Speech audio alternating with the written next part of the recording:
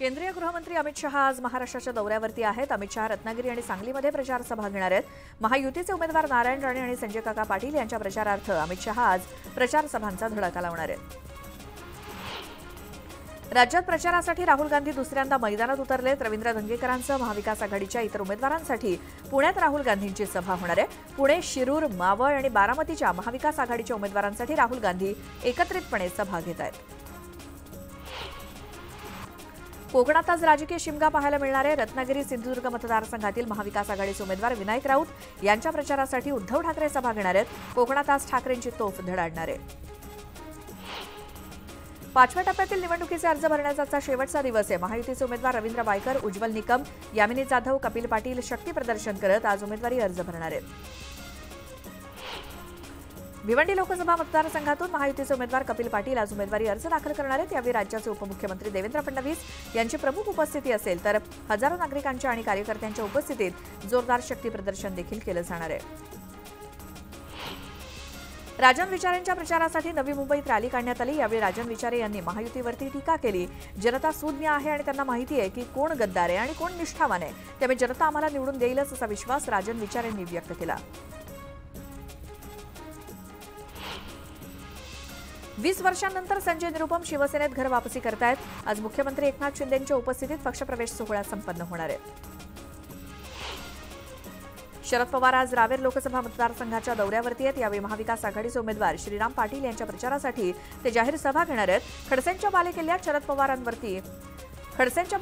शरद पवारांची तोफ कुणावरती धडाडणार याकडे सर्वांचं लक्ष लागलंय। उद्धव ठाकरेंची आज धाराशिवमध्ये देखील जाहीर सभा होणार आहे। मात्र त्याआधीच तानाजी सावंतांनी ओमराजे निंबाळकरांना कार्टूनच्या माध्यमातून डिवचलंय। तेरणा कारखान्यातील भंगार चोराचा उल्लेख करत तानाजी सावंतांनी निंबाळकरांवरती बॅनरच्या माध्यमातून हल्ला चढवलाय। प्रकाश आंबेडकर वंचितच्या उमेदवारांसाठी मैदानात उतरलेत। पाचोरा, भुसावळ आणि रावेर या 3 ठिकाणी प्रकाश आंबेडकर यांच्या जाहीर सभा होणार आहेत। यावेळी युवराज जाधव, संजय ब्राह्मणे यांच्या प्रचारासाठी ते सभा घेणार आहेत। प्रचार सभेत बोलताना पंकजा मुंडेंनी दिल्लीत नव्हे तर महाराष्ट्रात काम करण्याची इच्छा व्यक्त केली। लोकांची काळजी घेण्यासाठी मी राज्यात असले पाहिजे, मात्र मला वर पाठवलं जातंय, पण मी तिथूनही तुमची काळजी घेईन असं वक्तव्य पंकजा मुंडेंनी केलं। स्टेजवरती एक आणि खाली एक अशी भाषा करू नका, नाहीतर पंचायत होईल अशा शब्दात जयंत पाटलांनी काँग्रेस आमदार विश्वजित कदम यांना अप्रत्यक्ष इशारा दिलाय। चंद्रहार पाटलांच्या प्रचारार्थ उद्धव ठाकरेंच्या उपस्थितीत पार पडलेल्या जाहीर सभेत जयंत पाटलांनी हा इशारा दिला। उद्धव ठाकरेंवरती रामदास कदम यांनी घणाघाती आरोप केलेत। उद्धव ठाकरेंनी स्वतःच्या वडिलांची बेईमानी केली, त्यांनी बाळासाहेबांच्या विचारांची गद्दारी केली असा गंभीर आरोप रामदास कदम यांनी केला। तर मरेपर्यंत भगव्याची गद्दारी करणार नाही असा विश्वास त्यांनी व्यक्त केला। तर आमदार योगेश कदम यांनी उद्धव ठाकरेंवरती जोरदार टीका केली। विरोधक तुमच्याकडे येतील, घड्याळाला मतदान करू नका असं सांगतील, मात्र ठाकरे कुटुंब जर काँग्रेसच्या पंजाला मतदान करणार असेल तर रायगड मतदारसंघातील उमेदवार सुनील तटकरेंसाठी शिवसैनिकांनी घड्याळाला का मतदान करू नये असा सवाल त्यांनी उपस्थित केला। रामदास कदम यांनी अनंत गीतेंवरती खालच्या पातळीवरती टीका केली। अनंत गीतेंना विदेशात जाण्याचा वेगळाच छंद आहे। गीतेंच्या विदेशवारीवरून केलेल्या टीकेमुळे सर्वत्र खळबळ माजली आहे। मुक्ताईनगरचे आमदार चंद्रकांत पाटील आणि बावनकुळे यांची भेट झाली आणि यावेळी प्रचारात सक्रिय व्हावं यासाठी बावनकुळे आले होते, मात्र आमच्या भेटीचा विषय सांगणार नाही अशी प्रतिक्रिया चंद्रकांत पाटील यांनी दिली। धाराशिवमधील पांगरदरवाडी येथल्या गावामध्ये प्रशासनाच्या दुर्लक्षामुळे स्वतंत्र सातबारे निघालेले नाहीत। गावकऱ्यांनी वारंवार सांगूनही कोणत्याही प्रकारची सुविधा न मिळाल्यानं संतप्त झालेल्या ग्रामस्थांनी निवडणुकांवरती बहिष्कार टाकण्याचा निर्णय घेतलाय। महानगरपालिकेद्वारे खरेदी करण्यात आलेल्या रोबोटद्वारे आता मॅनहोल चेंबरची सफाई करता येणार आहे। महानगरपालिका मुख्यालय येथे आयुक्त श्रीकांत यांच्या हस्ते रोबोटचं लोकार्पण करण्यात आलं। 10वी आणि 12वीच्या परीक्षेचा निकाल चालू मे महिन्यातच जाहीर होणार असून 12वीचा निकाल 3ऱ्या आठवड्यात तर 10वीचा निकाल शेवटच्या आठवड्यात जाहीर केला जाईल। निकाल लवकर जाहीर झाल्यास पदवी अभ्यासक्रमाच्या प्रवेश प्रक्रियेला गती मिळणार आहे। प्रशिक्षित आणि महारेरा प्रमाणपत्रधारक दलालांमार्फतच स्थावर मालमत्ता क्षेत्रामध्ये घर खरेदी विक्री व्यवहार करणं बंधनकारक करण्यात आलंय। महारेराने या निर्देशांचं पालन न करणाऱ्या प्रवर्तक आणि प्रकल्प विरोधात कडक कारवाई करण्याचा निर्णय घेतलाय। आदेशानुसार प्रकल्प विकासकांची महारेरा नोंदणी रद्द करण्याचा इशारा देण्यात आलाय। कोकणवासियांना आता गणेशोत्सवाची चाहूल लागली असून गणेशोत्सवाच्या कालावधीत कोकणात जाणाऱ्या रेल्वे गाड्यांचं आरक्षण शनिवारपासून सुरू होणार आहे। भारतीय रेल्वेवरील नियमित रेल्वे गाड्यांचं आरक्षण प्रवासाचे 120 दिवस आधी सुरू होतं।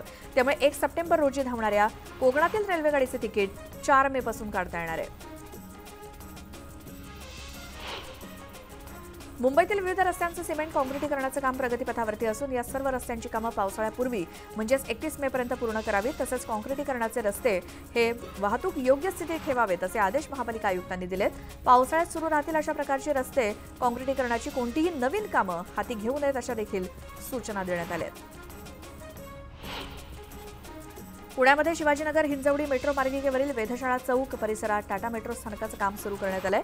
शिवाजीनगर स्थानक, वीर चापेकर चौक, वेधशाळा चौकातील वाहतूक सुरळीत ठेवण्यासाठी या भागात शनिवारपासून वाहतुकीत बदल करण्यात येणार आहेत। गणेशखिंड रस्त्यावरील वीर चापेकर चौक ते वेधशाळा चौक मार्ग एकेरी करण्यात येणार आहे। सनदी लेखापाल अभ्यासक्रमाच्या परीक्षांबाबत महत्त्वाचा निर्णय घेण्यात आलाय। त्यानुसार फाउंडेशन आणि इंटरमिजिएट स्तराची परीक्षा उत्तीर्ण होण्याची उमेदवारांना आणखी एक संधी मिळणार आहे। या अभ्यासक्रमातील इंटरमिजिएट आणि फाउंडेशन परीक्षा वर्षातून 3 वेळा घेण्याचा निर्णय घेतला गेलाय। मे, जून, सप्टेंबर आणि जानेवारीमध्ये या परीक्षा घेतल्या जाणार आहेत। ठाणे महानगरपालिकेच्या मालमत्ता कराच्या वसुलीसाठी प्रशासनानं प्रयत्न सुरू केलेत। ठाणेकरांसाठी पालिकेनं कर सवलत योजना लागू केली आहे। यामध्ये थकीत रकमेसह संपूर्ण वर्षाचा मालमत्ता कर भरल्यास दुसऱ्या सहामाहीच्या सामान्य करामध्ये 10% ते 2% सवलत ठाणेकरांना मिळणार आहे। विमानाच्या इंजिनमधील तांत्रिक दोष आणि कंपनीची आर्थिक अवस्था खालावल्यामुळे गेल्या 2 मे पासून जमिनीवरती स्थिरावलेल्या गोफर्स्ट कंपनीच्या 54 विमानांची नोंदणी रद्द करण्यात आली। डीजीसीएच्या आदेशानंतर विमानाची नोंदणी रद्द करण्यात आली आहे। वादळी पावसानं उघडीप देताच राज्यामध्ये उन्हाचा चटका वाढलाय। विदर्भ, मध्य महाराष्ट्रात होरपळ वाढली आहे। कोकणात उष्ण आणि दमट हवामानाचा अंदाज असून तुरळक ठिकाणी उष्णतेच्या लाटेचा इशारा देण्यात आलाय। उर्वरित राज्यात उन्हाची ताप कायम राहण्याची शक्यता हवामान विभागानं वर्तवली आहे।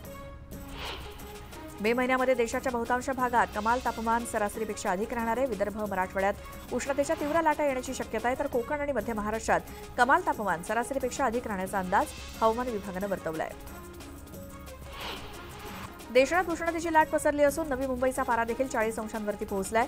त्यामुळे प्रशासनाकडून उष्णतेच्या लाटेबाबत अलर्ट जारी करण्यात आलाय। अशा परिस्थितीत 3 ते 15 वर्ष वयोगटातील मुलांमध्ये डिहायड्रेशनचे प्रकार वाढण्याची शक्यता असल्यानं पालकांनी अत्यंत सावध राहण्याची गरज आहे। राज्यात पुढचे 4 दिवस हवामान कोरडं राहण्याची शक्यता आहे। 3-4 दिवसापासून मुंबईला उष्णतेच्या लाटेचा फटका बसत होता, मात्र गुरुवारी मुंबईचं कमाल तापमान 35 अंश सेल्सिअसच्या खाली उतरलं। त्यामुळे मुंबईकरांची उकाड्यापासून काहीशी सुटका होणार आहे। सोलापूर शहरात 2 दिवस उष्णतेच्या लाटेची शक्यता वर्तवण्यात आली आहे। सोलापुरात 6 मे पर्यंत तापमान वाढ होणार असून सोलापुरात तापमानाचा पारा 43 अंशांवरती जाणार असल्याचा अंदाज हवामान खात्याकडून वर्तवण्यात आला आहे। यंदा मान्सून पूर्व म्हणजेच एप्रिल ते जून दरम्यान भरतीचा मोठा धोका नाही, परंतु मान्सून दरम्यान यंदा जोरदार भरती येणार आहे। त्यामुळे मुंबईकरांसाठी अलर्ट जारी करण्यात आलाय। मुंबईच्या समुद्रात यंदा 4.84 मीटरपेक्षा जास्त हाय टाईड येण्याची शक्यता आहे। राज्यातील विविध जिल्ह्यात झालेल्या उष्णतेच्या लाटेचा थेट परिणाम हा धरणातील पाणीसाठ्यावरती झालाय। राज्यातील 138 मोठ्या धरणांमध्ये फक्त 27.13% पाणीसाठा शिल्लक राहिलाय। तसंच वाढणाऱ्या उष्णतेमुळे राज्याच्या विविध भागात टँकरच्या मागणीत देखील वाढ होत असून टँकरचा आकडा 2850च्या पार गेलाय। देशातील साखर हंगाम अंतिम टप्प्यात पोहोचलाय। एप्रिल अखेर देशामध्ये 315 लाख टन साखरेचं उत्पादन झालंय। गेल्या वर्षीपेक्षा साखरेचं उत्पादन काहीसं कमी असलं तरी उतार्यात मात्र गेल्या वर्षीपेक्षा आघाडी आहे। मागील काही वर्षांपासून शेतकऱ्यांनी थेट ग्राहकांपर्यंत आंबा पोहोचवण्यास सुरुवात केली आहे। कोकणातून थेट आंबा विक्रीसाठी मुंबईत आलाय। आंबा महोत्सवाच्या माध्यमातून थेट आंबा ग्राहकांपर्यंत पोहोचवला जात असल्यानं मध्यस्थींची साखळी कमी झाली आणि शेतकऱ्यांना चांगला भाव मिळालाय। चंद्रपुरातील मौजा हिरापूर या गावातील एका शेतात गोवंश गोळा करून एका ट्रकमध्ये कोंबून अवैधरित्या कत्तलीसाठी वाहतूक करून नेणाऱ्यांवरती पोलिसांनी धाड टाकली। यात 7 वाहनांमधून एकूण 150 जनावरांना जीवदान देण्यात आलं असून या कारवाईमध्ये 1 कोटी 30 लाखांचा मुद्देमाल देखील जप्त करण्यात आलाय। कल्याणजवळच्या टिटवाळा आणि वाशिंद रेल्वे स्थानकादरम्यान धावत्या लोकलमध्ये 4 तरुणांनी चाकून भुसकून एका प्रवाशाची हत्या केली। या हत्येनंतर पोलिसांनी दोघांना बेड्या ठोकल्यात, तर अजून दोघांचा शोध सुरू आहे। बुलढाण्यातील नांदुरा मलकापूर रोडवरती सर्रासपणे अवैधरित्या बायोडिझेलची विक्री सुरू होती. यावरती पोलिसांनी छापा टाकून साठवलेला 8,000 लिटर बायोडिझेल जप्त केलं. त्याचसोबत पोलिसांनी एका ट्रकसह आरोपीला देखील बेड्या ठोकल्या.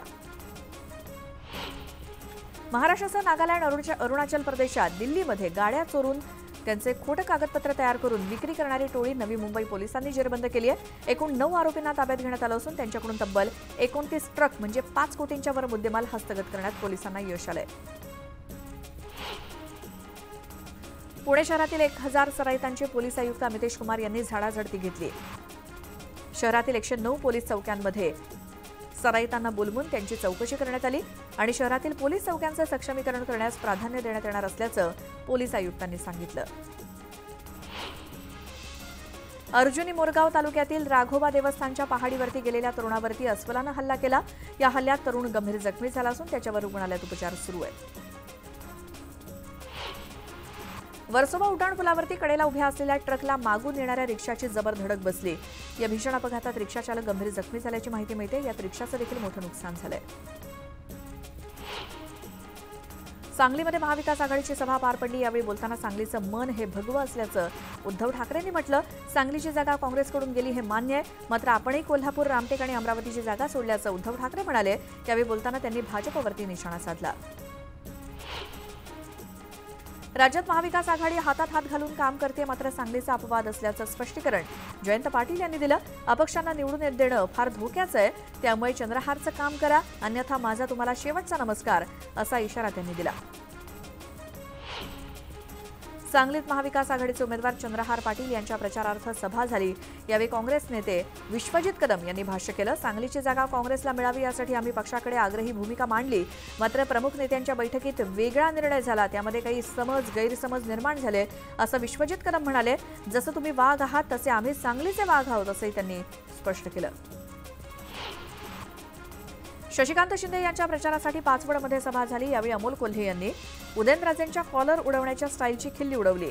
कॉलर कधी टाईट झाली पाहिजे याबाबत स्पष्टीकरण दिलं आणि सातारकरांना एकाच वेळी 2 खासदार निवडण्याची संधी असल्याचं मत अमोल कोल्हेंनी व्यक्त केलं.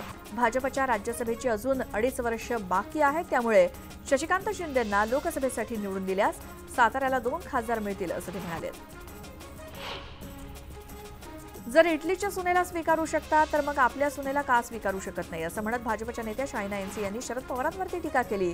यावेळी त्यांनी सुप्रिया सुळेंवरती निशाणा साधला. संसद रत्न पुरस्कार चेन्नईच्याच खासगी संस्थेकडून दिला जातो अशा शब्दात त्यांनी सुप्रिया सुळेंना देखील डिवचलं. गेली 50 वर्ष आम्हाला मंत्रिपद मिळतंय, पण आम्ही कुणालाही धमकावलं नाही. जिल्ह्यात सुसंस्कृत राजकारण टिकवण्यासाठी आम्ही लढत असल्याचं सुजय विखेंनी सांगितलं. नरेंद्र मोदींना तिसऱ्यांदा पंतप्रधान करायचे म्हणून मला 3 नंबर मिळाल्याचं सांगत तेच बटन दाबा असं आवाहन त्यांनी जनतेला केलं. काँग्रेसवाल्यांना भाजपमध्ये जाण्याची ओढ लागली असल्याची टीका प्रकाश आंबेडकर यांनी केली. सोनिया गांधी आणि राहुल गांधींची चौकशी सुरू असून हे सर्व नरेंद्र मोदींना घाबरत असल्याचं म्हणाले. भिवंडी लोकसभा मतदारसंघातील एनसीपी शरदचंद्र पवार पक्षाचे उमेदवार सुरेश म्हात्रे यांनी मंगळवारी जोरदार शक्ती प्रदर्शन करत आपला उमेदवारी अर्ज दाखल केला. दरम्यान आज सुरेश म्हात्रेंच्या प्रचारार्थ भव्य रॅलीचं आयोजन करण्यात आलं होतं आणि या रॅलीमध्ये महाविकास आघाडीच्या कार्यकर्त्यांसह सर्व पदाधिकाऱ्यांनी काल सहभाग घेतला. आणि या बातम्यांसोबतच इथे वेळ झाली एका छोट्याशा ब्रेकची. लगेच परत येऊया. तुम्ही पाहत राहा न्यूज.